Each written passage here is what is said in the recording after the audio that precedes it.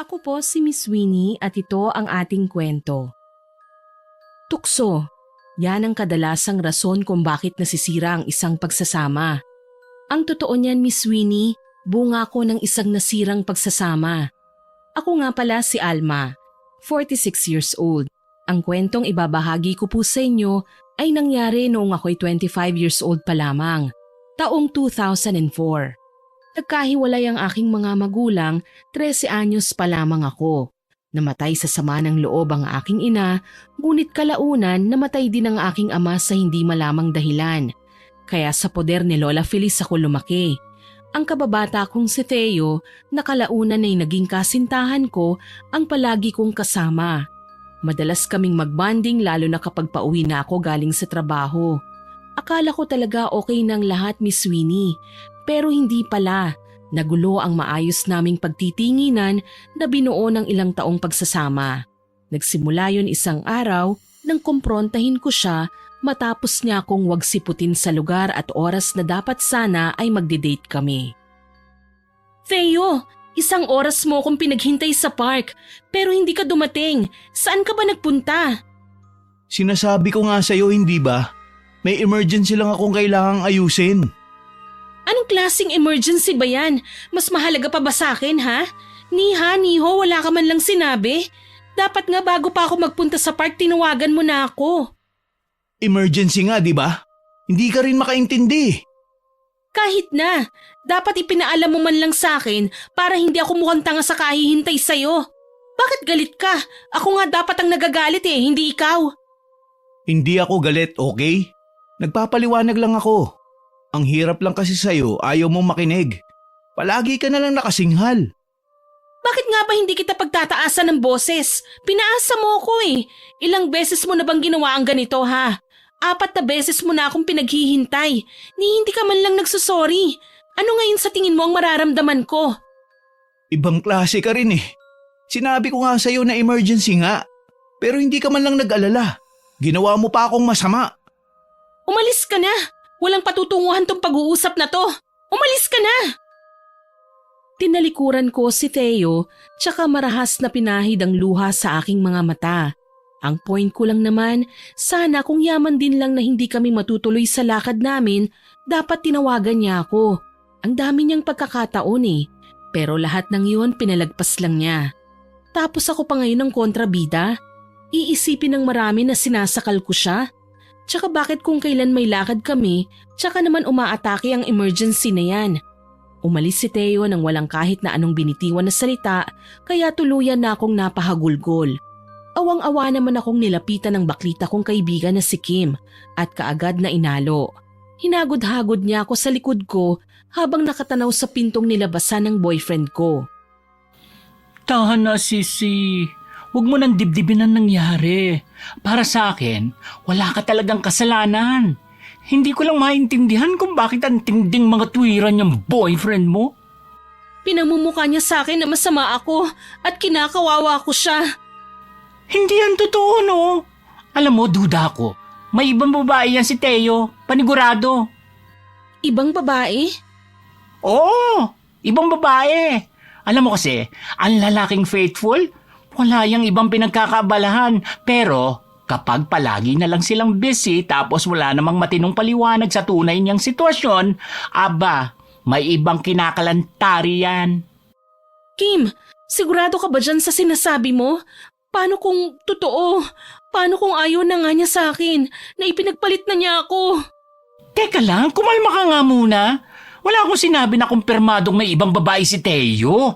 Ang sa akin lang, baka may iba siyang babae. Kasi nga diba, dati hindi naman siya ganyan. Alam mo, para sure, bakit hindi natin siya manmanan? Para malaman natin kung totoo ba ang kutob natin. Paano kapag tama ka, Kim? Anong gagawin ko? Iniisip ko palang nasasaktan na ako. Hindi ko kayang mawala sa akin si Theo. Akin lang siya. Totoo ang sinabi kong yon, Miss Winnie. Maliban sa selosa akong babae, hindi ko gugustuhin ipagpalit niya ako sa iba. Mahal ko si Theo. Gagawin ko ang lahat para lang sa kanya. Kaya sakali man na malaman kong may iba siyang babae, hindi ko alam kung ano pang magagawa ko. Baka makapanakit ako nang wala sa oras. Mabuti na lang, nariyan si Kim na palagi akong binibigyan ng lakas ng loob. Yung tipong kahit gusto ko nang sumuko, nagagawa ko pang lumaban dahil nariyan siya. Pinahiran ko ang luha sa aking mga mata at pilit na ngumiti. Kakalma ko. Alam ko naman na sa mga susunod na araw, malalaman ko kung ano talaga ang tinatago ni Theo. Pakalipas ang ilang araw, inimbitahan ako ni Kim na kumain sa labas. Libre daw niya dahil payday naman. Pumayag ako kasi nga siya ang gagastos. Hindi ko akalain na may plano na pala noon si Kim. Habang kumakain kami sa isang fast food chain, palihim siyang bumulong sa akin. Huwag kang magpapahalata, nandito sa loob ng kainan ng boyfriend mo. Nasa unahan lang natin, 3 mesa mula sa likod mo. Ano? Totoo ba yan? Oo nga. Basta huwag kang kikilos ng hindi ko sinasabi, ha? Kailangan muna natin siyang sundan. Seryoso ba talaga tayo dito, Kim? Basta, ako bahala. Nagdududa talaga ako dyan sa lalaking yan eh. May kasama ba siya? Natatakot akong lumingon, baka makita niya ako. Mag-isa lang siya, Ceci. Sa tingin ko, nagpapalipas lang siya ng oras dito sa kainan. Kabado man pinili kong umaktong normal habang pilit na tinatapos ang pagkain na nasa harapan namin. Nakakainis lang talaga dahil sa mga nalaman ko, parang nawalan na ako ng ganang kumain. Kailangan ko pang ikalma ang sarili kong nagsisimula na namang nervyusin dahil sa pagnanais kong makumpronta na kaagad si Theo. Pakalipas ang ilang minuto, sumenyas na sa akin si Kim na aalis na kami. Sumunod ako sa kanya at nakita si Theo sa unahan. Pasakay na ng kanyang sasakyan. Swerte naman na may napara kami kagad na taxi at inutusan ni Kim ang driver na sundan namin si Theo. Hindi naman kalayuan sa fast food restaurant ang hinintuan niya. Nagulat nga lang ako, sa harapan ng isang bar siya nagpark at pumasok. Anong ginagawa niya rito? Yan ang kailangan nating malaman. Halika, pumasok na tayo. Paano kapag may nakita akong labag sa kagustuhan ko, Kim? Hindi ko kakayanin kapag nawala si Theo sa akin. Ay naku, Sisi.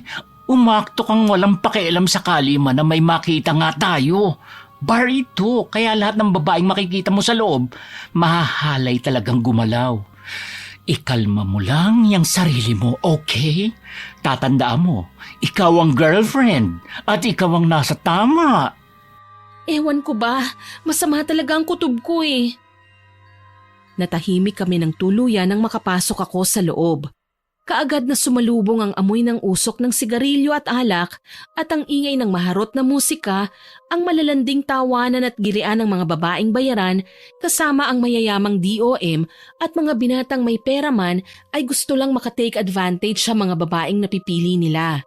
Medyo nanibago ako sa kikislap-kislap na pulang ilaw kaya napahawak ako sa braso ni Kim.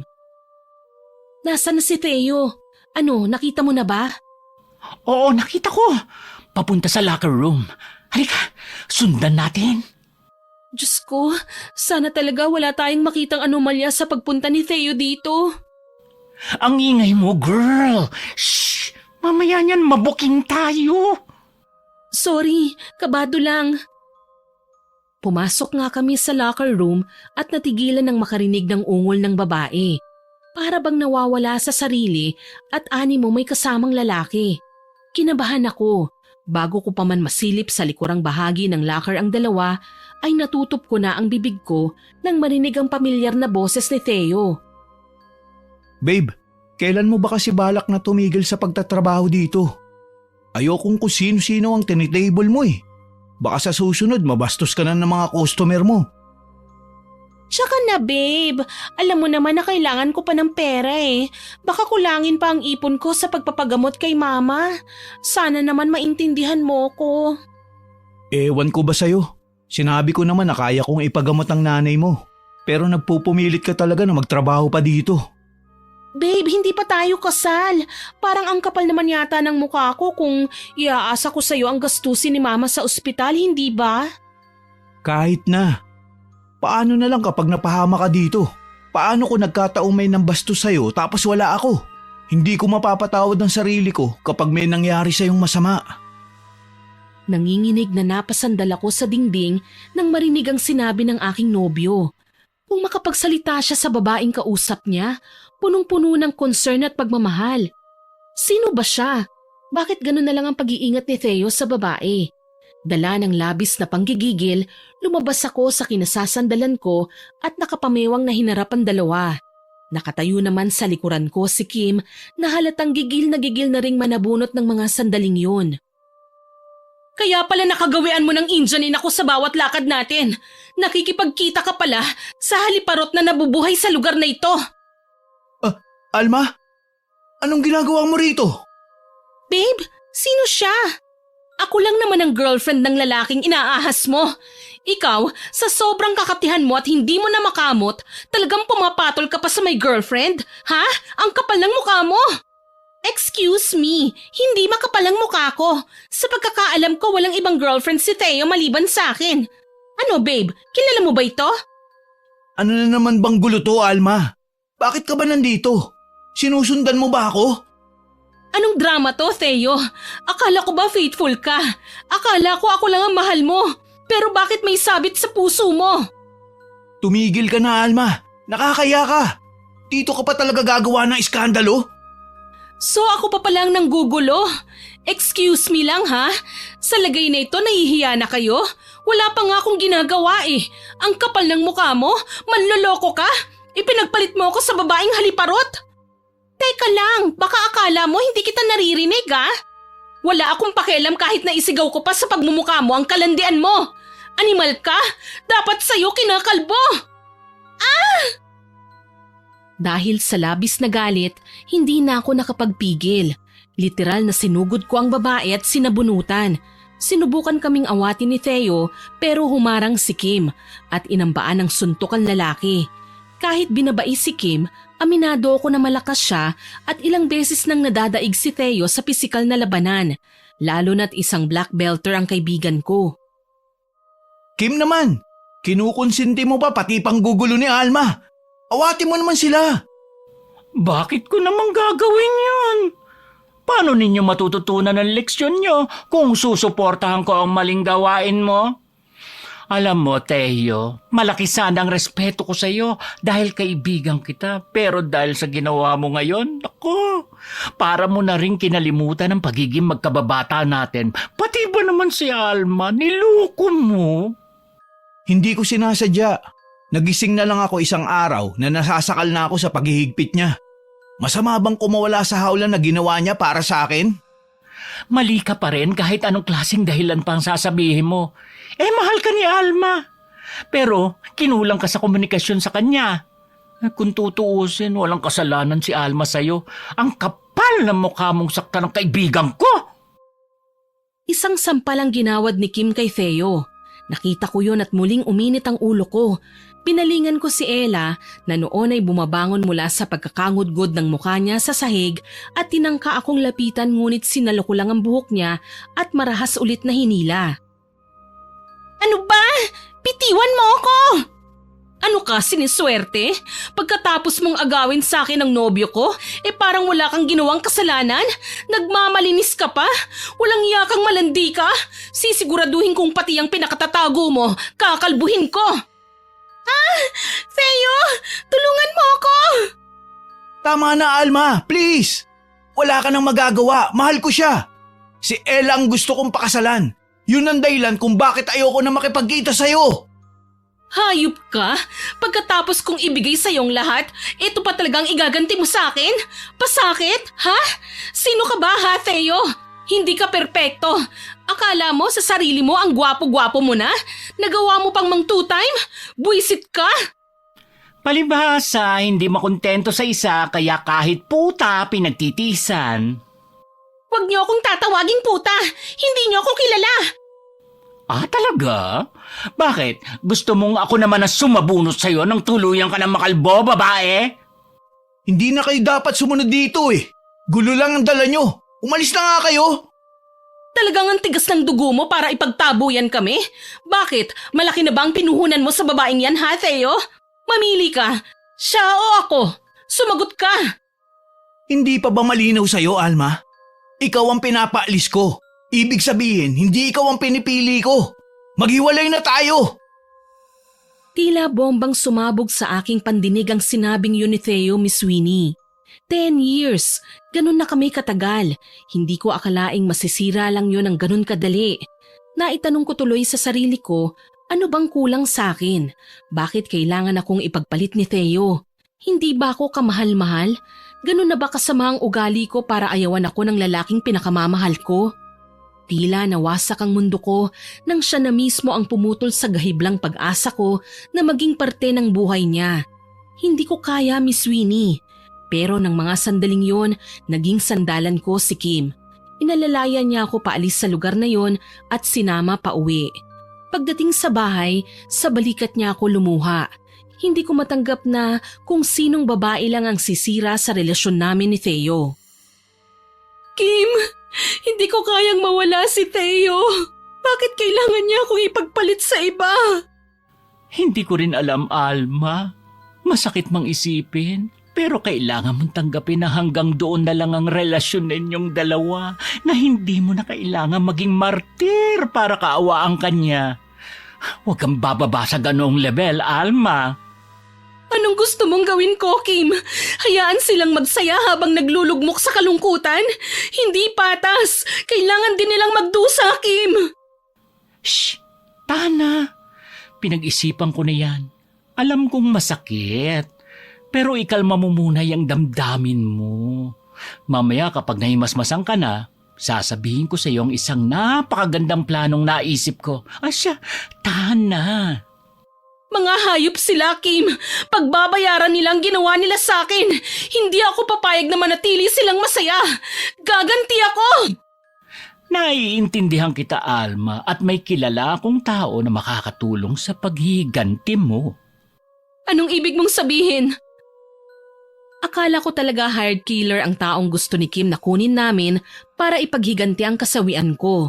Nagulat na lang ako nang isama niya ako sa lakad niya pagkalipas ng 3 araw at ipinakilala ako kay Aling Cora, isang mambabarang. Noong nakita ko nga ang matanda, hindi ko alam kung matatawa ba ako o hindi. Ako kasi yung tipo ng taong hindi talaga naniniwala sa kababalaghan unless masaksihan ko ito ng sarili kong 2 mata. Sisi, siya si Aling Cora. Huwag kang mag-alala, proven and tested na siya. Ilang kakilala ko na nga nagtagumpay sa paghihiganti nila nang lapitan siya eh. Talagang lahat na nagkasala sa kanila, nagdurusa. Kaya yung Ella na yan, pati na si Theo, siguradong luluha ng dugo kapag nasimulan na natin silang ipagdasal. Sigurado ka ba? Barang talaga? O ano bang gusto mo? Yung massacre? Diyos ko, day! Huwag mo kong uutosang bahiran ng dugo ang mga kamay ko! Hindi ako papatay ng tao gamit ang sarili kong lakas. Kinaklaro ko lang. Alam mo naman na bago lang sa akin ang mga bagay na ito, hindi ba? Tsaka bakit pati si Theo sasaktan natin? Ang gusto ko lang naman, ang babaeng malanding yun ang magsisi sa kasalanang nagawa niya. So, hahayaan mo na lang na abusuhin ka ng Theo na yon, ganun? Aba, lahat ng bagay sa mundo may bayad na. Kaya kung sinaktan ka man ni Theo, pagbabayaran niya din yon. Tama ang kaibigan mo, Ineng. Lahat ng taong nagkasala dapat ginagantihan. Alam mo bang ako man ay biktima rin ng pagtataksil ng mahal ko sa buhay? Pero kahit mahalaga siya sa akin, hindi ko kukonsintihin ang mga bagay na ginawa niya. Aba, nagpapakabait ako. Walang karapatan ng sino man nasaktan ako. Ano po bang gagawin natin, Aling Cora? Buhok. Kailangan ko ng buhok ng mga taong gagantihan natin. Kaya mo bang kunin yon para sa akin? Hindi ko po alam kung... Ako na po ang bahala doon, Aling Cora. Tutulungan ko ang kaibigan ko sa abot ng aking makakaya. Mabuti kung ganon. Nagtawanan sina Aling Cora at Kim na animoy tuwang-tuwa sa kanilang pinag-uusapan. Kinabahan naman ako. Hindi ko naman talaga alam kung magagawa kong ipabarang si Theo. Ngayon pa lang nasasaktan na ako. Gayon pa man, wala akong ginawa na pag-angal. Hanggang sa makauwi na kami ay hindi ko na sinubukan pang pigilan si Kim sa gagawin namin sa mga susunod na araw. Oh, susunduin kita uli kapag pupunta na tayo kay Aling Cora, ha? Sige, ingat ka, Sisi. Ikaw din, tumawag ka sakaling may emergency ha. Teka lang, hindi pa pala ako nakakapagpasalamat sa'yo. Bakit? At para saan? Sa lahat ng ginawa mo para sa akin. Ang bait mo kasi, Sisi eh. Ipinagtanggol mo ko nang wala akong malapitan. Akala ko talaga magtatagal kami ni Theo. Ang sakit lang isipin na minahal ko siya ng sobra kahit na hindi na niya magagantihan pa ang pagmamahal ko para sa kanya. Kaibigan kita, Sisi. Alam ko kung anong pinagdadaanan mo. Naiintindihan kita. At kung hindi man kayang gantihan ni Theo ang pagmamahal na para sa'yo, hayaan mo na. Naniniwala ako na may lalaking nararapat para sa'yo. Padating pa lang yun. Kagaya ko na umaasang makikita na din ang Prince Charming ko. Kaya wala kang dapat na maramdaman kundi galit. At huwag kang papayag na hindi magantihan ng Theo na yon, no? Mapait na lamang akong ngumiti at kinawayan si Kim tsaka pumasok sa loob ng bahay. Siya naman umalis na para umuwi na rin sa kanyang tahanan. Hindi ko inaasahan na sa pagpasok ko sa loob, makikita ko si Theo. Alma, nariyan ka na pala. Sabi ni Lola Feliz umalis ka raw.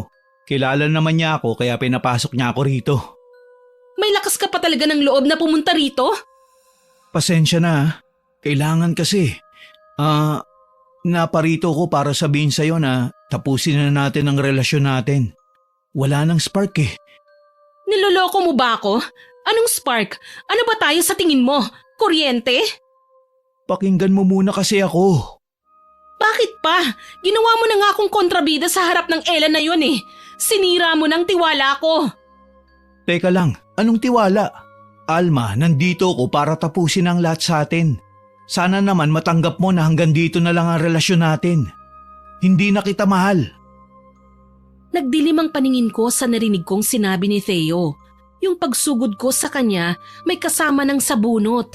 Galit na hinila ko ang buhok niya kaya nalagas ang ilang hibla nito. Gigil na gigil ko siyang dinuro nang sinubukan niya akong duruin. Marunong ka ng manakit, ha? Anong gusto mo? Matuwa ako sa pagiging lapastangan mo? Taksil ka! Manloloko! Bakit ba ayaw mong tanggapin ang paliwanag ko? Huwag mo na kasing ipilit ang hindi na pwede. Kahit anong gawin naman natin, talagang hindi na tayo magiging okay. Sakal na ako. Bakit ka nasasakal? Ikinulong ba kita? Nirendahan? Gago ka pala eh. Talagang pinili mo pang maruming babaeng yon kesa sa akin? Wala kang karapatang husgahan si Ella. Hindi mo alam kung sino siya at kung ano ang pinagdaanan niya. Kahit kailan, hindi ka makakahigit man lang sa kalingkingan niya. Pinagbabayo ko sa dibdib si Theo, dala ng labis na pagkapuot. Kung kanina parang hindi ko siya kayang saktan, ngayon ay kayang-kaya ko na siyang ipapatay. Walang puwang sa mundo ko ang mga manloloko. Umalis ka na, Theo, at huwag ka nang babalik pa rito kahit kailan. Hindi kita kailangan. Magsama kayo ng haliparot na babaeng pinili mo. Sigaw ko sabay hagulgol ng iyak. Hindi ko matanggap na masisira lang ng ganon ang relasyon namin, pero ano bang magagawa ko? Siya ang naunang nagbahid ng dumi sa malinis na intensyon namin sa isa't isa. Dala ng labis na desperasyon, nagawa kong bumalik sa bahay ni Aling Cora nang nag-iisa ng gabing yun. 3 katok lang ang ginawa ko, pinagbuksan naman niya ako kagad. Isang nakangising muka ng ginang ang tumambad sa akin sa may pintuan. Iha, bumalik ka! Aling Cora? Sabi ko naman sa'yo, Iha, hindi mo dapat kinaaawaan ng mga ganyang lalaki. Walang magandang maidudulot sa'yo ang mga taong kagaya niya. Kailangan bigyan siya ng leksyon, isang karamdaman na makapagbabago ng pananaw nila sa buhay. Nagtiwala po ako sa kanya, Aling Cora. Halos ibigay ko na ang lahat. Maliban na lang sa pagkababae ko kaya siguro pinili niya na maghanap ng iba. Hindi mapagkakatiwalaan ang mga manloloko, Iha. Kahit ilang taon pa ang lumipas, basta gusto nilang manloko, gagawin nila yon hanggang sa makita nilang lugmok na ang taong nais nilang pasakitan. Sa inyo ko na po ipinagkakatiwala ang lahat, Aling Cora. Magdusa ang mga taong dapat magdusa. Ikinalulugod kong gawin ang lahat, Iha, para sa mga babaeng sawing kagaya ko. Noong gabing yun nasaksihan ko ang isang natatanging ritual na hindi ko kailanman inaasahang magiging totoo. Ibinigay ko sa kanya ang buhok at litrato ni Theo, pati na ang iilang gamit niyang naiwan sa bahay noong minsang nakatulog siya kagaya ng damit na inabot ko sa ginang. Bahala na siya, wala na akong pakialam pa sa kanya. Sa harap ng isang altar, nagdasal at umusal ng orasyon si Aling Cora para sa hinahangad na karamdaman ng mga taong gusto kong makaranas nito. Nakita ko pa ng tila mawala siya sa katinuan. Bumubulong-bulong, nakikipag-away sa sarili na halos hindi na boses niya ang maririnig. Kabado akong natutop ang aking bibig. Tama ba ang ginawa ko? Hindi naman ako masamang tao eh. Pero sa tuwing naaalala ko si Theo at ang paglalambing niya kay Ella, gusto kong magwala. Gusto kong pumatay ng tao. Bakit sa dinami-rami ng pwedeng magloko, si Theo pa talaga? Na may malalim na kaming pinagsamahan? Hindi ko na namalayang nakatulog na ako sa kaaabang kay Aling Cora. Mahinang tilaok ng mga manok ang nagpagising sa akin pagsapit ng umaga. Tahimik ang buong kabahayan, pero animo may mga matang nakatitig sa akin sa kawalan. Bumangon ako at lumabas ng kwarto. Hinanap ko si Aling Cora. Sa bahay na niya ako nakatulog dala ng matinding stress at pagod. Aling Cora? Aling Cora? Shh! Huwag kang maingay, Alma. Madidistorbo natin siya. Nasaan ho ba kayo, Aling Cora? Nandito ako, Alma. Hindi ko ho kayo makita, Aling Cora. Dito banda. Napalinga-linga ako sa buong kabahayan hanggang sa mapansin ko ang laylayan ng isang duster sa ilalim ng mesang kainan sa may kusina. Napayuko ako at nakita ang dilat na mga mata ni Aling Cora. Nanlalalim ang paligid nito at magulo ang buhok. Nakangisi na animoy may karimari-marim na ginagawa. Aling Cora, ano bang ginagawa niyo dyan? Huwag ka nga kasing maingay. Sige ka, kapag nadistorbo natin siya hindi nababalik sa'yo si Theo. Natutup ko ang aking bibig nang masundan ng tingin ng tinitignan din niya. Sa may altar, nakita ko ang isang malaking nilalang na animo daga, ngunit kasing laki ng aso na kinakain ang nakaalay ng mga gamit at buhok ni Theo. Halos maubos na niya ang mga ito. Sumisingasing ang nilalang at halos sabik na sabik pang makakain ng mas marami. Maya-maya pa, hinila ko ni Aling Cora. Pinatago rin niya ako sa mesa. Tuloy, nagsiksikan kaming dalawa sa ilalim nito. Ewan ko ba, animo nahilo ako nang mapansing nagsalita na naman sa wikang Latin si Aling Cora at sa halip na ipagtabo yan ng nilalang ay tila ba sinasamba pa niya ito. Nagmistulang eko ang boses ni Aling Cora sa microphone na unti-unting humihigop sa kamalayan ko hanggang sa matulala na ako.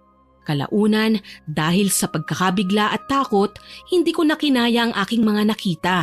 Nagdilim ang aking paningin at walang malay na humandusay sa sahig. Saan ka magaling at sobrang pag-aalala ko sa'yo, ha? Alam mo bang tinatawagan kita sa cellphone pero hindi ka sumasagot? Diyos ko, akala ko dahil nagpatiwakal ka na. At bakit ko naman gagawin yun? Aba, malay ko ba sa'yo? Hindi ko naman kayang hulaan ang nasa isip mo, no? Kahit kailan hindi ko papangaraping mamatay. Marami pa akong gustong gawin sa buhay, Kim. Gusto ko pang maghigante. Gusto ko pang makitang lumuha ng dugo ang Ella na yun bago siya magpasyang tapusin na lang ang buhay niya. Ay, bongga! Gusto ko yan, dear. Nagiging palabang ka na. Saan mo natutunan yan? Kay Aling Cora. Nanlaki ng husto ang mga mata ng bakla kong kaibigan matapos kong sabihin sa kanya na nanggaling ako kina Aling Cora. Pagkatapos kong mahimatay, nagising ako na nag-aalala at nakaabang sa akin ng ginang. Tila ba walang bahid ng kawirduhan sa katawan. Maayos nang nakapusod ang puro puti niyang buhok at may hawak na tasa ng kape sa isang kamay. Tila iniwan na ng kung anong malignong sumapi sa kanya ang katawan ni Aling Cora. Talaga? Nagawa mo magpunta doon na mag-isa? Tapos gabi pa talaga, sus Ginoo. Hindi ka natakot? Mabait naman si Aling Cora. Medyo weirdo nga lang. Pero hindi naman niya ako pinabayaan. Isinagawa niya ang paghiganti sa paraang gusto ko. Hala, paano? Basta, Magugulat ka na lang. Tila ba hudyatang sinabi kong yon nang sabay kaming mapalingon ng kaibigan ko sa driveway. May dumaang kotse pero hindi ito lumagpas sa bahay kundi nagpark lang sa tapat ng tahanan ko. Lumabas mula sa hinintong sasakyan si Theo. May dalang bulaklak at bihis na bihis. Tumuloy ang binata sa loob at lumapit sa amin. Nakanganga namang nakaantabay si Kim sa mga susunod na mangyayari. Alma, mahal ko. Anong ginagawa mo rito, Theo? Hindi ba't iniwan mo na ako na pinili mo si Ella kaysa sa akin? Nagbago na ang isip ko. Ikaw na ngayon ang mahal ko, Alma. Ay, wow! Ganun na lang yon. Pagkatapos mo saktan ng kaibigan ko, basta ka na lang darating dito as if walang nangyaring sabunutan ni Eme sa pagitan ninyo ni Ella? Kaya nga ako nandito. Gusto kong humingi ng tawad sa mahal ko. Isang malaking pagkakamali ang ginawa kong panluloko sa kanya, pare. Pare ka dyan. Gusto mo bugbugin kita? Hayaan mo na, Sisi. Ganyan talaga kapag ginayuma ang isang tao. Saglit na nakakalimot. Ang tanging nasa isip niya lang ay ako. Loka ka talaga, Alma. Ayaw-ayaw ka nung una, tapos ngayon, malalaman kong pumunta ka pala kay Aling Cora. Sisi naman, akala ko ba suportado mo na ako sa lahat ng gusto ko? Hayaan mo na. Hindi ka ba masaya para sa akin? Magbabalikan na kami ni Theo. Mahal na mahal niya na ako ulit. Ay! Ewan ko sa iyo! Papasok na nga ako sa loob. Igagawa ko kayo ng merienda. Ngumiti ako at sinundan ng tingin ng kaibigan ko. Hindi niya alam kung ano ang mga isinakripisyo ko nang pumunta ko kay Aling Cora. Hindi niya alam ang kapalit nito sakaling maningil sa akin ng pagkakataon. Ang karma na nararapat sa akin dahil sa pagiging sakim ko sa pag-ibig. Mula noon, nagbago na ang pakikitungo ni Theo sa akin. Parang bumalik kami sa dati. Kahit may relasyon na kami, para pa rin siyang nanliligaw na labis namang ikinatataas ng kilay ni Kim. Siguruhin mo lang na hindi ka ngangawa oras na maboryan at saktang ka na naman, ha? Sisi, kumalma ka nga. Lagi ka nalang galit. Kita mo naman parang bumalik na kami sa dati. Sigurado ko hindi na niya ako ipagpapalit pa. Ay naku, ewan ko sa inyo. Asya, maiwan na muna kita. Iidlip lang ako. Hindi ako nakatulog na maayos kagabi. Bakit naman? Yung buwisit mong boyfriend. Kinulit ako ng kinulit kung ano ba ang paborito mong pagkain. Ilang linggo na ba siya ganyan? Parang sumobra naman yata sa dosage ng gayuma si Theo. Tumahimik ka nga, ang ingay-ingay mo. Babe, Babe, bakit? may ibibigay ako sa'yo. Ang sweet mo naman. He, makalayas na nga.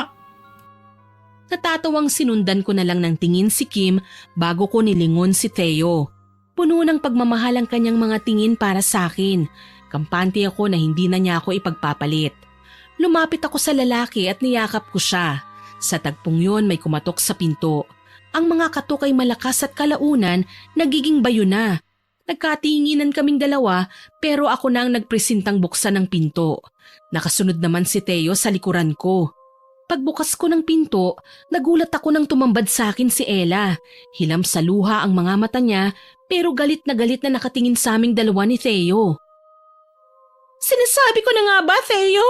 Dito lang kita mahahanap. At ano naman ang ginagawa mo rito, kontrabidang babae? Malamang para bawiin ang boyfriend ko. Bawiin?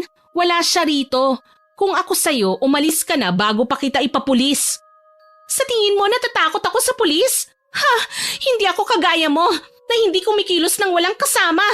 Kahit ako lang, kaya kang sabunutan. Napaatras ako ng tangkain ni Ella na hilahin ang buhok ko. Kaso lang humarang si Theo at galit na pinigilan ng kamay ni Ella. Gulat na gulat ako sa naging reaksyon ni Theo. Kitang-kita ko ang galit sa kanyang mga mata. Sa tono ng boses niya, nararamdaman ko ang galit na kanina pa nais ko mawala sa kanyang muka. Wag na wag mo sasaktan na mahal ko, Ella. Theo, ano bang nangyayari sa'yo? Akala ko ba okay na tayo? Na may future na ako kasama ka? Anong drama ito? Nagbago na ang isip ko, Ella. Si Alma ang mahal ko. Sana naman maintindihan mo. Hindi kita gusto, okay? Isang malaking pagkakamali ang ginawa kong pakikipaglapit sa'yo. Kung tutuusin, tinukso mo nga lang ako. Tukso? Talaga lang ha? Sino bang nagpunta sa bar para maglabas ng bigat sa dibdib? Sino ang unang lumapit sa akin at umastang pagmamayari ang buhay ko? Nang sabihin mo sa akin ang mga pasakit mo, inintindi kita. Imbis na magalit sa mga ginawa mo, minahal kita. Pero bakit ganito ang nangyari? Bakit? Wala na tayong dapat pang pag-usapan. Tama na ang drama. Hindi nga kita mahal. Theo, maawa ka naman sa akin, oh. Huwag mong gawin sa akin to. Tumigil ka. Mahal na mahal ko si Alma. Siya lang ang gusto kong makasama hanggang sa kamatayan. Marahas na tinulak ni Theo si Ella. Napahandusay ang babae sa harapan ng pinto ng bahay ko kaya hindi ako kagad nakapagsalita. Maging sina Lola Feliz at Kim ay nagambala at nakiusyoso sa mga nangyari. Gulat nang makita ang ginawa ni Theo para lang ipagtanggol ako sa babaeng muntikan ng umagaw sa kanya sa akin. Umalis ka na. Kung ayaw mo saktan kita hanggang sa piliin mo na lang na magpakamatay. Theo, wag mo naman gawin sa akin ito. Maawa ka. Buntis ako, Theo. Akala ko ba bubuo na tayo ng pamilya natin? Pakiusap, umuwi na tayo. Nasa bahay na ako. Si Alma ang mahal ko at pakakasalan ko. Umalis ka na. Hindi mo ba narinig ang sinabi ni Theo? Umalis ka na. Magbabayad kang malandi ka. Hindi ako papayag na basta ka na lang makawala sa ginawa mo. Ang kapal naman ng mukha mong pagbantaan ako. Bakit? Ano bang gagawin mo? Papatayin mo ako? Baka bago mo magawa yun, lulugmok ka muna, malandi ka. Muli hindi ako nakapagpigil at ang kaninang pagtatangka ni Ella na saktan ako ay ako na ang gumawa. Gayon na lang ang pagsisigaw niya sa labis na sakit. Sinigurado kong may madadala ang mga kamay ko sa marahas na paghila sa kanyang buhok. Hindi naman ako papayag na hindi makaganti sa kanya. Pagkatapos ng ilang linggo niyang inagaw sa akin ang lalaking mahal ko. Nang sumisigaw na sa sakit si Ella, nakisali naman si Kim at Lola Feliz. Inawat ako at pinagalitan ng aking abuela. Si Kim ang nagpaalis kay Ella, kaya naman napanatag na ang aking loob.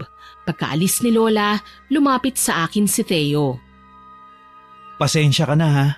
Sisiguraduhin kong hindi na manggugulo sa atin ang babaeng yun.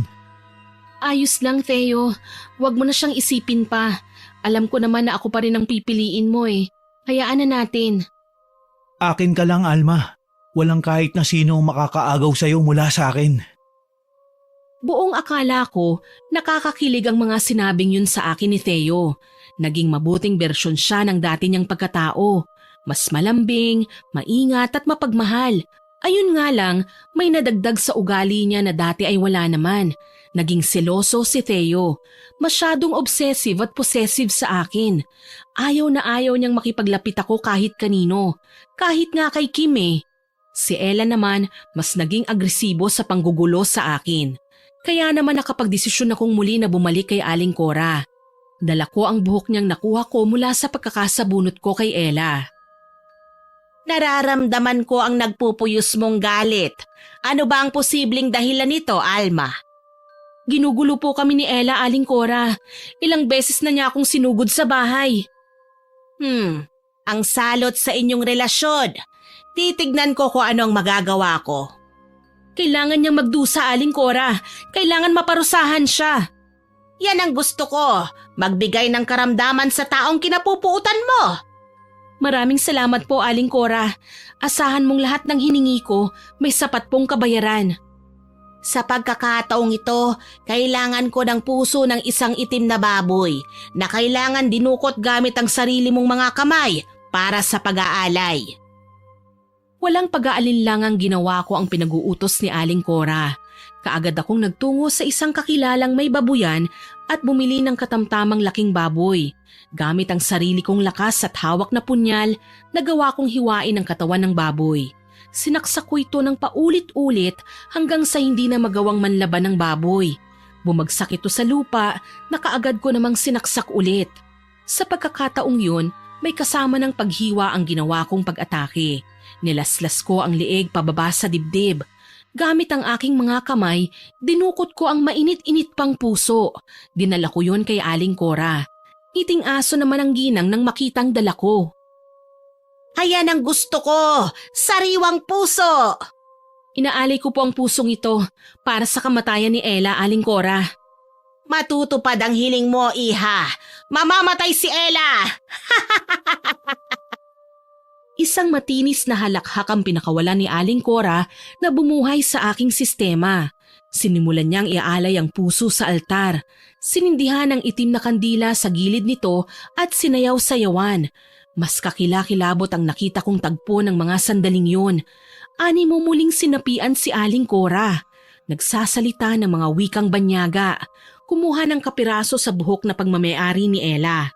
Muli matapos ang ritual ni Aling Cora ay hinimatay ako. Nang magising ako ay sinusundo na ako ni Kim. Puno ng pag-aalala ang kanyang muka. Kailangan mo na umuwi, Sisi. Inatake sa puso ang lola mo. Natakot na magwala si Teo sa loob ng bahay niyo. Galit na galit ang lalaki nang hindi kanya madatnan sa bahay. Ano? Isinugod ko na sa ospital ang lola mo. Si Teo naman, nakaabang sa labas ng bahay mo. Buti nga nagawa ko pang humingi ng tulong sa mga tanod eh. Anong ginawa ni Theo? Ayun, nag-eskandalo. Ay, halika na. Kailangan mo na umuwi para kumalma na ang lalaking yon. Kapag nagtagal ka pa rito, baka bunutin na niyang isa-isa mga halaman ninyo. Naku, pinagkakaabalahan pa naman niya yun ngayon. Ewan ko nga ba kung anong nangyayari sa kanya, Kim. Basta na lang siya nagkaganyan eh. Hindi naman siya dating mainitin ng ulo. Tsaka hindi siya mahilig sa iskandalo. Ay naku, Sisi. Basta, hayaan mo na. Ang importante, makauwi ka ngayon sa inyo. Nagmamadali nga kaming umuwi ng kaibigan ko sa bahay. Nadatnan namin si Theo na parang wala sa sarili. Halos ubusin niya sa kakapitas ng dahon ng mga halaman namin. Dahil sa kanyang ginawa, kabadong tinawag ko ang pangalan niya at pinigilan. Theo, ano bang ginagawa mo? Alma, ikaw na ba yan? Bakit ngayon ka lang umuwi? Saan ka ba nagpunta? Hindi ba't sinabi ko sa'yo na huwag ka nang basta aalis nang hindi ako kasama? Nag-alala ako sa'yo. May importante lang akong nilakad, Theo. Hindi mo naman kailangan mag-alala sa akin eh. Yung nilakad mo, ano ba yan? Tao ba ang pinuntahan mo, ha? Ano? Anong ibig mong sabihin? Siguro lalaki ang pinuntahan mo, no? Lalaki ba yan? Ano, may relasyon na ba kayo? Ayaw mo na sa akin? Teka, ano ba yung pinagsasasabi mo? Theo, may mahalaga akong pinuntahan, pero hindi ibig sabihin nun nanlalaki na ako. Wala ka bang tiwala sa akin? Ano ba naman yung binibintang mo? Akin ka lang, Alma. Walang sino man nangahawak sa'yo o magmamahal na iba. Aminado ko, natakot ako ng mga sandaling yon. Nagbago kasi bigla ang reaksyon ni Theo. Bigla na lang siyang naging bayolente at nanininghal. Parang hindi na siya ang kaharap ko. Parang ibang tao na. Napilitan akong pumasok sa bahay dala ng kahihiyan. Nagsisimula kasing magparinig sa mga kapitbahay si Theo na para bang binabantaan niya ang mga tao na huwag kailanman lalapit sa akin. Hindi ako kagad nakapagsalita sa kanyang sinabi. Basta hinila ko na lang siya papasok para makaiwas kami sa tiyak na sakuna. Sakali mang may sumagot kay Theo at labanan ng pagwawala niya, lalo na't may mangilan-ngilan pa namang loko-loko sa amin. Lumipas ang ilang araw, mas lalong lumala ang kalagayan ni Theo. Hindi na siya umuwi sa bahay niya. Palagi na lang siyang nakabantay sa akin. Tuloy kahit sa pagpunta ni Ella sa bahay namin ay ako na ang natatakot para sa kanya.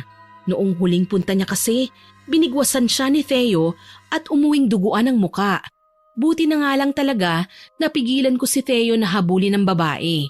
Maging si Kim, hindi na nagugustuhan ang mga ginagawa ng lalaki. Payong kaibigan lang, no, Sisi? Hiwalayan mo na si Theo. Pakiramdam ko talaga wala siyang mabuting idudulot sa iyo. Simula na magkabalikan kayo, ganyan ang pakikitungo niya sa lahat ng tao. Para siyang isang mabangis na hayop. Anong gusto mong gawin ko, Sisi? Bumalik kami sa dati? Yung nasasaktan ako at nahihirapan? Ganun ba? Wala tayong ibang choice kaysa naman lumala pa siya. Hindi ko kaya, Kim. Malaki na ang isinakripisyo ko para magkasama lang kami. Pakiusap naman hayaan mo na lang siya. Kung nagsiselos man si Teo, edi fine. Hindi ako lalapit sa kahit na sino. Iiwas na lang ako sa mga tao. Gagawin ko ang lahat, babuo lang ang tiwala niya sa akin. Ewan ko sa'yo. Gusto kong isipin na nababaliw ka na sa kanya. Kita mo naman ang mga pinagagawa niya. Hindi na tama. Alam ko may kinalaman si Aling Cora sa mga kakaibang kinikilos ni Teo. Utang na loob. Bago pa may mangyaring masama, ibalik mo na siya sa dati. Hindi ako papayag. Mananatiling sa akin lang ang pagmamahal ni Teo. Ako lang ang babaeng makakasama niya hanggang kamatayan. Hoy, Alma! Gumising ka nga. Hindi na sabi maganda tong ginagawa niyo, hindi ba?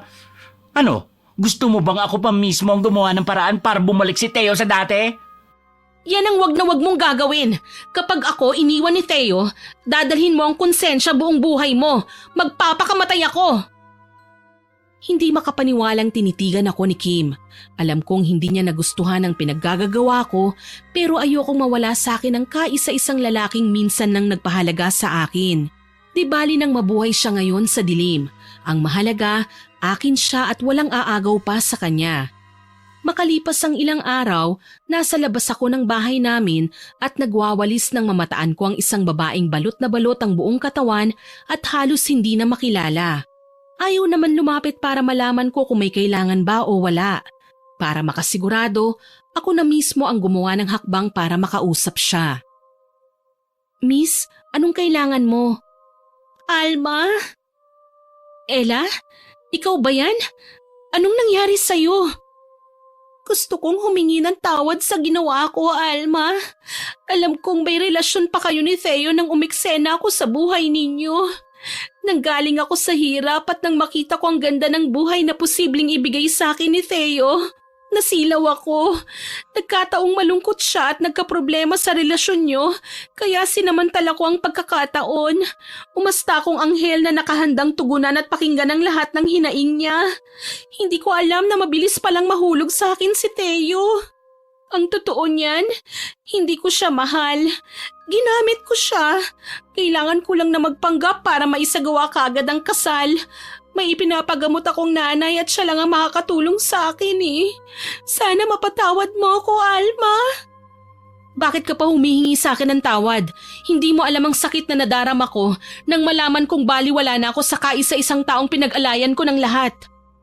Narito nga ako para bumawi eh. At para makiusap sa'yo na itigil mo na ang ginagawa niyong ritual para magkasakit ako. Itigil mo na ang pambabarang. Papanong?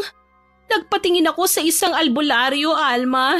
Gagaling lang ako ng lubusan kung lalapit ako sa'yo at magpapakumbaba. Kaya parang awa mo na. Tanggalin mo na ang karamdaman kong ito. Napaiyak ako ng tuluyan dahil sa kanyang pagmamakaawa. Hindi ako literal na masama, Miss Winnie. Nagawa ko lang naman ang mga bagay na ito dahil binulag ako ng galit. Pero ngayong nakikita ko si Ella, lalo na nang tanggalin niya ang balot sa kanyang katawan, naawa ako at halos masuka. Nagnanaknak ang balat niya sa dami ng uka at sugat. May nanana ang mga yun at nanlaladkit na. Halos magkagulo pa nga ang mga langaw nang tila mag-unahan sila sa pagdapo sa bawat nakabukang sugat. Natutup ko ang aking bibig. Ganito ba kalupit ang dapat kong parusa kay Ella? Hinawakan ko ang kanyang kamay at mapait na nginitian. Halika, sumama ka sa akin. Ipapagamot natin yan. Saan tayo pupunta? Sa pinagmulan ng karamdamang yan. Sisi, saan ka pupunta? Ay, teka. Ella? Ikaw ba yan?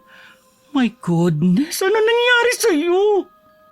Mahabang kwento, Sisi, pero kailangan nating umalis. Ipapagamot ko si Ella kay Aling Cora. Oh no! Huwag mong gagawin yan! Sa simula pa lang, wala nang balak si Aling Cora na maging maayos ang buhay ninyo dahil naghihiganti siya. Anong ibig mong sabihin? May nadiskubre ako, girl. Hindi ba't broken-hearted si Aling Cora? Ang tatay mo pa lang nang iwan sa kanya, kaya naging miserable ang buhay niya. Totoo ba yan? Paano naman nangyari yun? Namatay ang mga magulang ko, maliit pa ako, hindi ba? Oo, tama ka. Pero alam mo ba kung sino may gawa ng maaga nilang kamatayan? Si Aling Cora. Mind you, girl, pagkatapos mamatay ng nanay mo, ay nagluksa ng todo ang tatay mo. Pinilit pa ni Aling Cora na ipagsiksika ng sarili niya sa buhay ng ama mo. Kaya lang todo tanggi naman si Tito sa kanya. Dahil sa galit, binarang ng ginang ang tatay mo kaya siya namatay. Nalilito ako. Paano mo nalaman ang lahat ng ito? Ano pa nga ba, di kinuwento ng lola mo. Ngayon ko nga lang nalaman kaya todo takbo ko para maabutan ka Tapos yung ginawa niya kay Teo, hindi talaga gayuma, kundi barang. Kinokontrol niya paunti-unti ang isipan ni Teo para mapasunod ka sa talagang gusto niya. Balak niyang saktan ka. Napaiyak ako sa aking mga nalaman. Hindi ko alam na ganito pala magbiro ang pagkakataon, na may mga taong mas pinahahalagahan pa ang sariling kaligayahan kesa sa ibang tao. Napahiya ako nang may mapagtanto ako. Wala rin pala akong pinagkaiba kay Aling Cora. Nagpabulag ako ng galit kaya naman marami akong nasaktan. Dahil sa aking ginawa, pinahiran ko ang luha sa aking mga mata.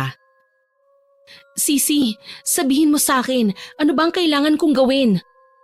Kaya nga ako nandito para madaling ka nang umalis at magpunta sa albularyo. Kailangan mo ipatanggal sa manggagamot ang barang na nilagay ni Aling Cora sa nobyo mo.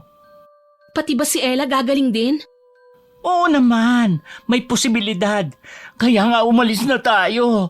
Nakita ko pa naman si Teo papunta dito. May dalang itak. Anong gagawin niya? Malamang makikipagpatayan na siya kapag may nagtangkang lumapit kay Alma. Diyos ko, kasalanan ko to Ako ang may kagagawa ng lahat ng ito. Mamaya ka na magdrama, babae. Umalis na tayo!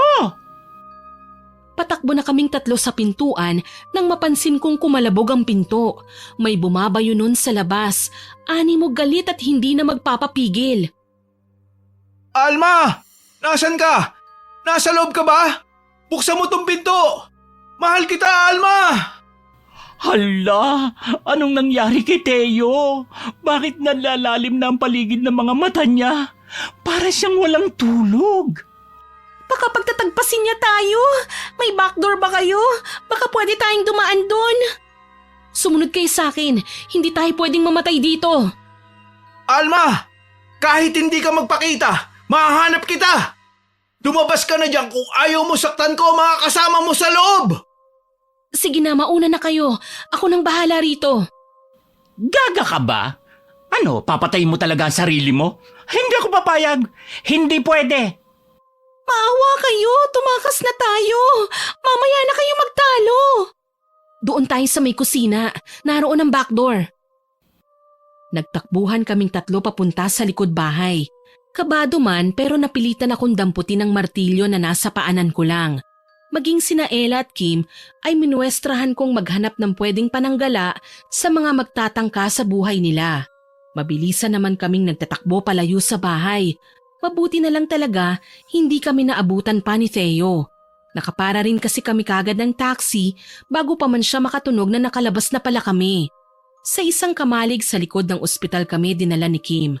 May albularyong nakatira doon at pinatuloy kami sa loob. Salamat, nakalayo din tayo. Tama ka, pero hindi pa tayo dapat na magdiwang. Kailangan pa kitang ipagamot, Ella. Dito lang kayo at sisilipin ko sa labas kung may nakasunod ba. Ay, Diyos ko, kung alam ko lang na magiging maligno ang boyfriend mo, Alma. Sana hindi ko na siya hinayaan makipagbalikan sa'yo. Tutal naman, nagloko na siya. Hindi niya deserve ang babaeng kagaya mo. Ako naman ang punot dulo nito Kung hindi ko nilapitan si Theo, hindi siya magpapatukso. Hindi kami magkakaroon ng relasyon.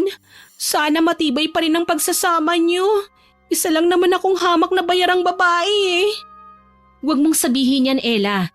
Ano man ang pinagdaanan mo, nangyari yon bilang pagpapaalala ng mga tao lang tayo na may kailangan tayong haraping pagsubok. Huwag mong isiping mababa ka o marumi dahil lang sa trabahong meron ka. Oo, pinapatawad na kita. Pero sana, patawarin mo rin ako. Hindi naman ako nagtanim ng galit sa iyo Huwag na kayong umiyak. Nandito na ang albularyo. Pumuesto kaming tatlo sa espasyong pabilog na may nakasinding mga kandila. May mga kung ano-anong halamang gamot ang nakapalibot doon, mga mutya at langis na nakasabit. Sa misita, nakapatong ang mga papel na may nakasulat na orasyon. Sa tingin ko ay pangontra sa barang at pag-atake ng kung ano-anong elemento. Sa pangunguna ni Kim, minuestrahan kami ng albularyo na gawin ng mga ritual. Pumikit tayo at ipagdasal natin ang gagawin nating orasyon. Natatakot ako, Sisi. Huwag kang matakot, Alma. Alam ko kung anong nararamdaman mo. Naiintindihan kita. Sana din, lakasan mo ang loob mo. Hindi man tayo malapit sa isa't isa, Alma. Asahan mong nandito lang din ako sa tabi mo. Gagawin ko ang lahat para makatulong. Pumikit na nga kaming tatlo at hinayaan ng albularyo na ilabas ang inorasyonan niyang lubid. Ayon pa sa matanda, kailangan kong ayusin at tanggalin ang pagkakabuhol ng lubid para mabawasan ang barang na nakadikit na sa katawan ni Ella. Pinagpapawisan na ako pero hindi ako tumigil sa pag-aayos ng buhol. Alam ko, magagawa kong iligtas si Ella sa tiyak na kapahamakan. Lumipas ang 10 minuto. Halos maiyak ako sa labis na takot. Namutla na lang bigla si Ella at bumagsak sa lupa. Ella, teka lang, huwag ka munang susuko. Hindi pa ako tapos sa ginagawa ko. Hindi ko na yata kaya. Girl, huwag kang magpatay-patayan dyan. Ang tapang mo kaya. Nagawa mo ngang sumugod sa bahay ng sisi ko eh. Tapos ngayon babagsak ka na lang bigla. Ay, huwag kang sumuko, gaga. Kim, kailangan mo akong tulungan. Hindi pwedeng mamatay si Ella. Diyos ko naman, bakit pa ngayon lang kayo nagkasundo kung kailan may mamamatay na? Huwag niyo nga akong ini-stress. Huwag kang susuko. Huwag kang matutulog, ha? Lumaban ka, Ella. Muli pinag-igihan ko pa ang pagtanggal ng mga buhol ng lubid. Ilang sandali lang, napapangiti na ako sa tuwa. Nagagawa ko ng tanggalin ng buhol. Nang maayos ko na nga ito, hinihingal na niyakap ko si Kim. Salamat, mababawi ko na ang sumpa na binigay ko kay Ella. Pinagtulungan naming buhati ni Kim ang babae. Ginamot siya ng albularyo. Sinigurado na walang sugat na malalampasan at tinapalan ng mga dahong magpapatuyo sa mga sugat. Ay, salamat. Nabawasan na kahit papaano ang problema natin. Oo nga eh. Alam mo, Sisi, ang gaan ng pakiramdam ko ngayong nagkapatawaran na kami ni Ella. Nalulungkot lang ako sa kinasapitan ng relasyon namin ni Theo. Huwag kang mag-alala, Sisi. Magiging okay din ang lahat. Magtiwala ka lang. Alam mo, isa sa mga natutunan ko sa pangyayaring to ay ang maging mapagkumbaba at huwag matakot humingi ng tawad. Tama ka, Sisi. Nung una naging makasarili ako. Nasaktan kasi ako eh.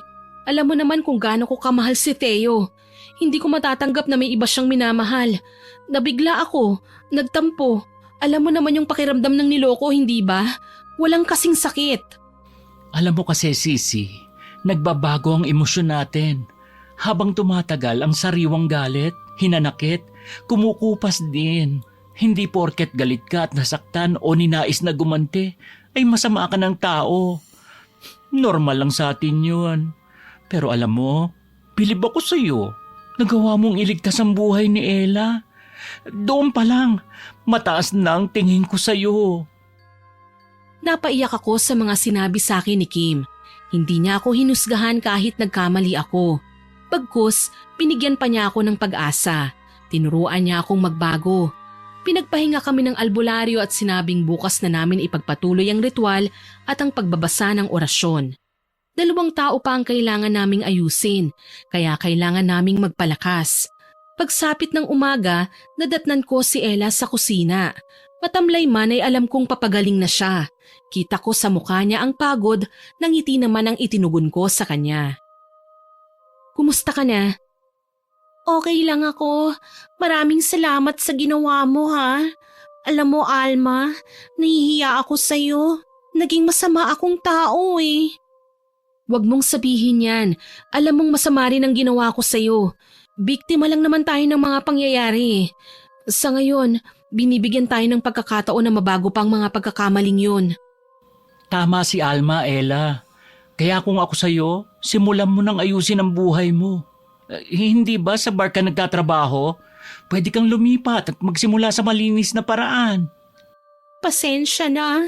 Yun lang kasi ang pinakamabilis na trabahong mapapasukan ko eh. Hindi naman ako nakapag-aral. Wala akong sapat na papeles para sa pag-a-apply. Lalong hindi rin ako makakakuha ng valid ID. Lalo na kung wala rin naman akong naunang valid ID. Yun lang ba? Huwag mo nang problemahin yon. Hahanapan kita na mapapasukan. Tama si Kim Ella. Para igalang ka ng mga tao, dapat una mong igalang ang sarili mo. Nagkasala na nga ako eh, ang bait niyo pa rin sa akin. Wala yun. Ang isipin mo, binigyan pa tayo ni Lord ng ikalawang pagkakataon para sa mga pagkakamali natin. Huwag natin sayangin yun. Nagngitian kaming tatlo. Alam ko na dahil sa naging deklarasyon namin, magiging okay din ang lahat kahit papaano. Nang makausap namin ulit ang albularyo, ipinaliwanag niyang kailangan kong makipagkita kina Theo. Natakot ako dahil baka mamaya saktan niya ako. Kaso lang, sinabi sa akin ng albularyo na may gagawin siyang orasyon para bumalik sa panandali ang pag-iisip si Theo. Kaagad akong pumayag, para din naman ito sa ikabubuti naming lahat. Para safe, sinamahan ako ni Kim. Pareho kaming may dalang pamalo para kung sakali mang saktan kami ni Theo. Sigurado ka ba na hindi siya aalis dito sa bahay ninyo? Oo, sigurado ko. Sa galit ni Theo at panggigigil niya, malakas ang kutob ko na nagtatago siya dito sa loob ng bahay. Hinihintay niya ang pagdating ko. Mag-iingat ka. Hindi ako papayag na saktan ka niya. Nakabantay ako sa likod mo. Maraming salamat, Sisi. Dito ako papasok sa kusina. Doon ka sa front door. Mag-iingat ka ha. Oo naman, pangako. Ikaw din. Pumasok ako sa loob ng bahay at nakiramdam sa paligid. Kabadong tinawag ko ang pangalan ni Theo. Theo? Nasaan ka? Theo, lumabas ka! Kailangan kitang makausap! Alma, ikaw ba yan? Theo, lumabas ka na, please! Kailangan kitang makausap! Dito. Nandito ako sa sofa. Asensya na ako madilim. Nasisilaw ang mata ko sa liwanag. Pwede mo naman buksan. Dahan-dahan lang. Ayos lang ba? Sige, bubuksan ko ha. Nakahanda na ako. Dahan-dahan kong ang binuksan ng bintana, maging ang pinto. Nang magliwanag na ang paligid, nakita ko si Theo na nakasiksik sa sala, patago sa likod ng sofa. Halos hindi na naliligo.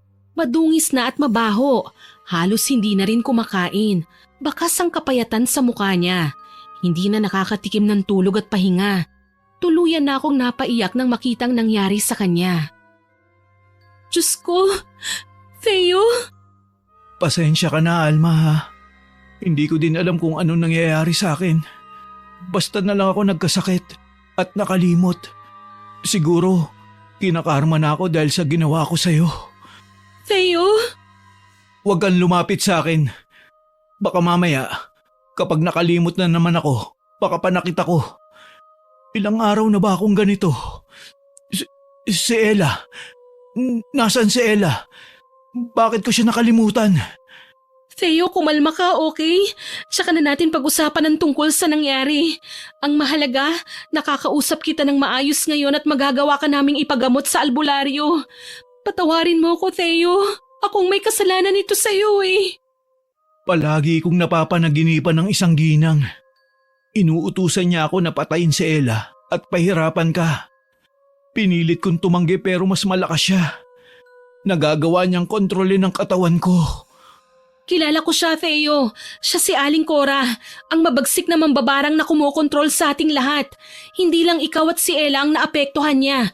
Maski ako, ang lola ko na ngayon ay nasa ospital din. Pati si Kim dinamay na niya. Ano? Ganyan kasama si Aling Cora?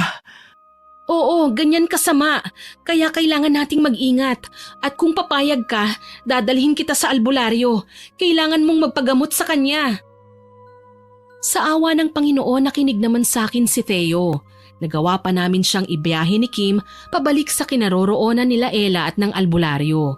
Hindi siya umangal nang magpagapos siya at sinimulang tawasin ng albularyo. Hindi ko akalaing grabe rin pala ang epekto ng pambabarang kay Theo. Namayat siya at namumutla. Traidor si Aling Cora. Nilinlang niya si Alma at ginamitan din ng orasyon para magawa kayong ipabarang. Ako nga noon hindi niya pinakikinggan eh. Si Aling Cora pa kaya? Hindi na ako magtataka kung maging buong pamilya natin, saktan na niya. Paano mo naman ba kasi siya nakilala?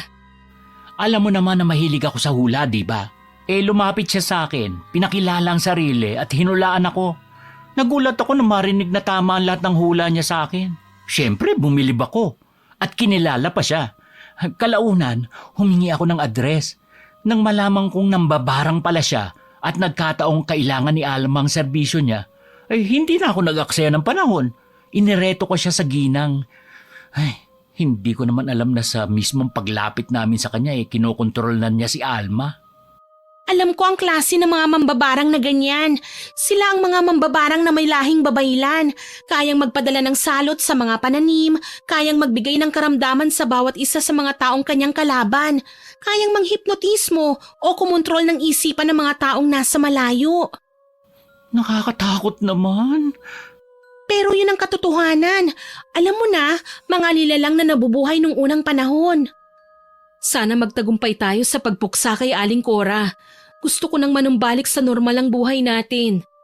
Ako naman baka umuwi na lang sa probinsya. Isasama ko doon ang nanay ko. Alam mo girl, huwag mo nang problemahin ang pagpapagamot sa mama mo. Tutulungan ka namin. May mga kakilala akong doktor na makakatulong sa kanya. Gagaling ang nanay mo, pangako. Nagyakapan kami at nagkasundo na magdarasal. Taimtim kong inihingi ng tawad ang lahat ng kasalanang nagawa ko. Ang mga masasakit na salitang iginawad ko sa kapwa. Gaano man kahirap, titiisin ko. Makabawi lang sa lahat ng pagkakamali ko. Pagkatapos ng aming pagdarasal, narinig naming nagsisisigaw na si Theo. Halos manggalaiti siya sa labis na galit. Nang pumasok kami sa loob ng silid, naabutan namin ang albularyo na hinahagupit ng buntot pagi ang binata. Anong nangyayari? Mukhang sinisimulan na ng albularyo na palayasin sa katawan ni Theo si Aling Cora. Ha? Pwede ba yun? Parang exorcism baka mo? Oo, ginagawa yan sa mga taong kumukontrol ng elemento, mga multo at mambabarang. May mga nasaksihan na akong ganyan dati, kagaya ng nangyayari kina Aling Cora. Sana naman umalis na nga si Aling Cora sa katawan ni Theo. Nakahanda na akong masaktan ulit. Wala na akong balak na agawin pa si Theo at ipagsiksikan ng sarili ko sa kanya. Alma, wag mo munang isipin ang hindi pa nangyayari. Saka nyo na pag-usapan yan. Pakinggan na muna natin ang mga sinasabi ni Theo. Malay natin, may mahalaga siyang sasabihin na makakatulong para mas mapadali ang pagpuksa natin sa kanya. Lumingon kami sa kinaroroonan nila Theo. Pulang-pula na ang mukha niya sa panlalaban. Ibang-iba na ang boses niya. Naging babae. Matandang babae. Halos hindi na nga siya makahinga ng maayos at pilit pang binabaklas ang tali na nasa kanyang paanan. Kaso lang, mas magaling tsumempo ang albularyo.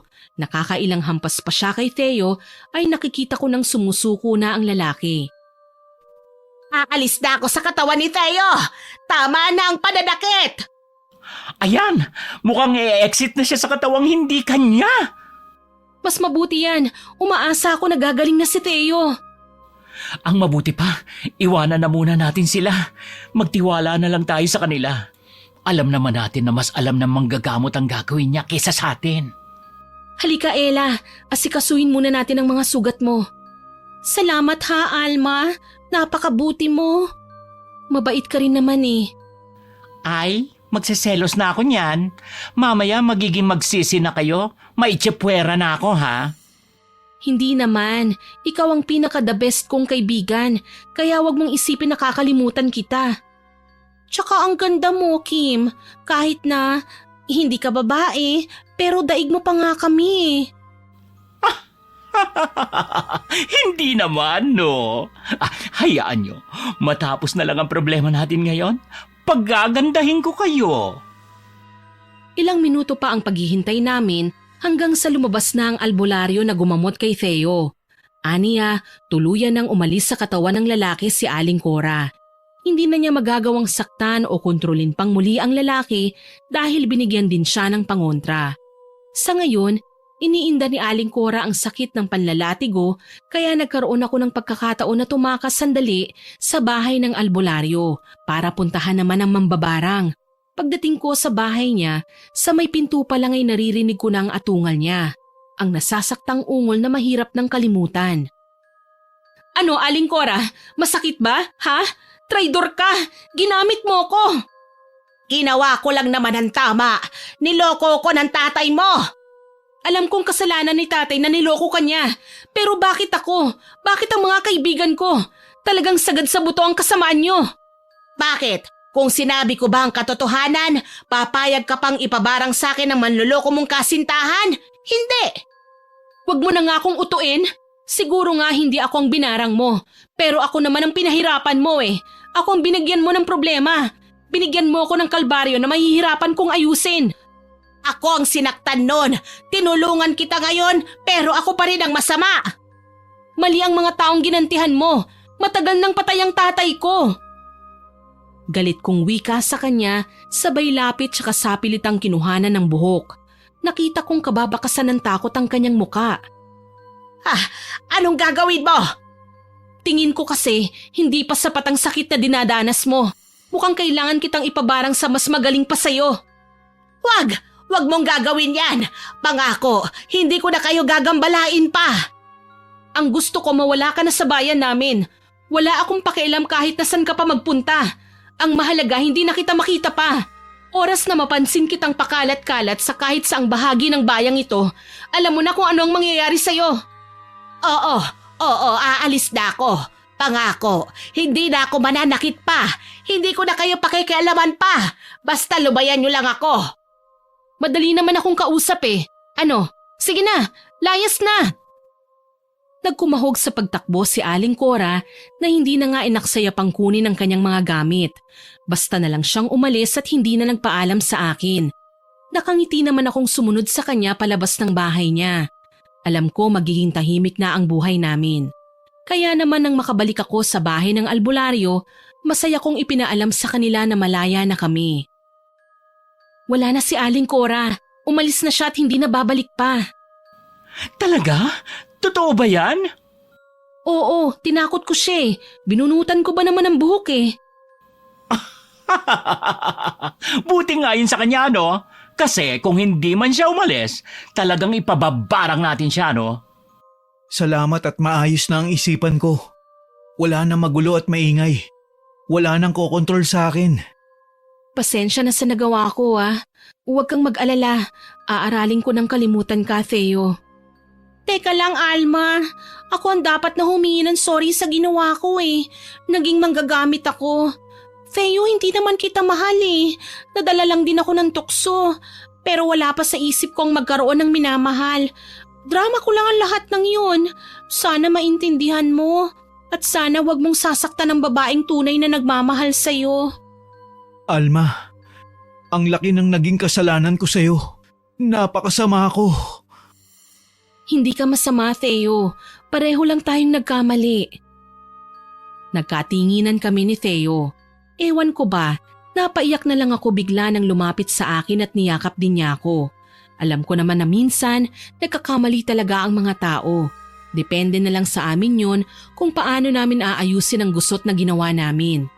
Sa ngayon po, asawa ko na si Theo. May 2 na kaming anak. Masaya ang aming pagsasama. Si Kim na rin ang naging ninang nila. Mapilit kasi ang baklita eh.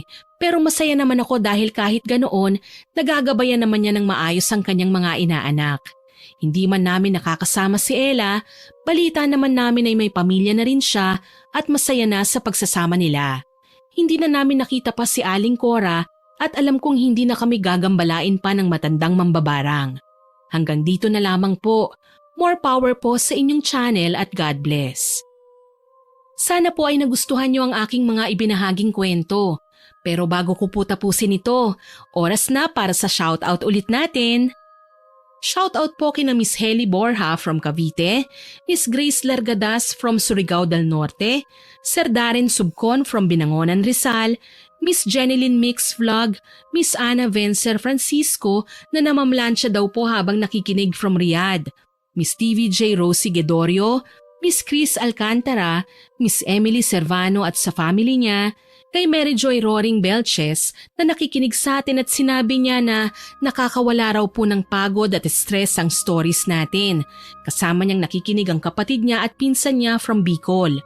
Kay Shems at sa asawa niyang si Engineer Sid from Saudi Arabia, Ma'am Raquel Hasegawa from Japan, Miss Alma Flores na lagi pong nakasubaybay sa atin, Ma'am Rosemary Sabandeja from Cebu City, Miss Girlie Almasher from Germany, kay Sir Henry Sarmiento, kay Ma'am Lilibeth Torres from Pampanga, at sa mga kasamahan niyang sina Roland, Mike, Rose, Niba, Marcelina, Marlene, Donna, Rusty at Nong. Salamat po sa inyong lahat. Shoutout din po kay Mr. Doms lang ang malakas na nag-comment po sa Karma ng Pabayang Magulang upload. Ang sabi po niya, ang pakikinig daw sa mga kwento natin ang nakakaalis ng pagod niya habang nagmamassage sa Bahrain. Kay Garcia Mendoza from Mauban, Quezon, sa Royzel Tailoring po sa Silang Cavite, kay Ma'am Rida de la Cruz at sa mga anak niyang si Chelsea at Chloe from Dasmariñas, Cavite, kay Miss Nelin Palomo from Tacurong City na nakikinig daw po sa atin habang gumagawa ng order sa kanyang homemade pork chorizo. Naku, mas masarap po yan at mas gaganahan kayong magtrabaho dahil nakikinig kayo sa ating stories. Salamat po, ma'am. Kay Ma'am Marites Nalika at Ma'am Belen Malbas na always present po at laging nakikinig sa ating stories. Kay Ma'am Virginia Lopez Dagdag from Hong Kong, kay Shari from Yokohama, Japan, at kay Michelle Joan Alfanta, John Denver at Joel Ruiz from San Fernando, Pampanga. Salamat po sa lahat ng comments ninyo. Sana po ay patuloy kayong makinig sa mga kwentong ibabahagi ko sa inyo. Huwag din po ninyong kalimutang mag-subscribe, like, share at comment sa mga darating pa nating upload. Sisikapin ko pong ma-shoutout ang iba pa nating listeners sa mga susunod kong upload. Muli, ako po si Miss Winnie na nagpapasalamat sa inyong pakikinig.